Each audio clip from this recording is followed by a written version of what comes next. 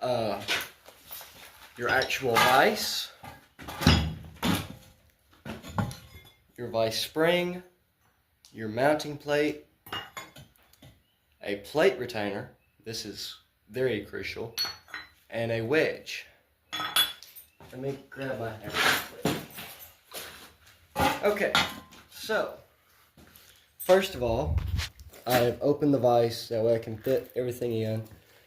And then this is your mounting, your actually mounted part. Okay, and so then after you have all that done, you want to, if you can, you want to pick your vise up and you want to set this back part up against your mounting, your mounter's plate.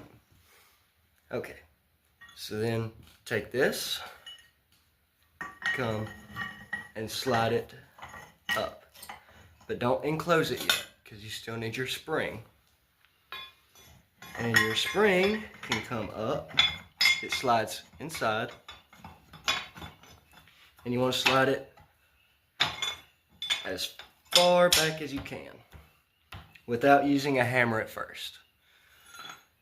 So then you take your plate retainer, bump it with your palm of your hand, and take your hammer and tap it in.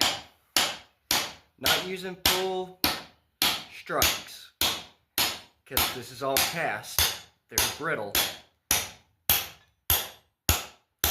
Okay, and once it's all the way through, you want to take your retainer plate and just tap it back.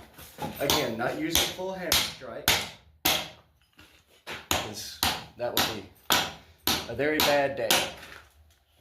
Okay, so now that you have this slid back on there, you want to take your wedge and you want to use the flat part of your wedge and set it against your retainer plate.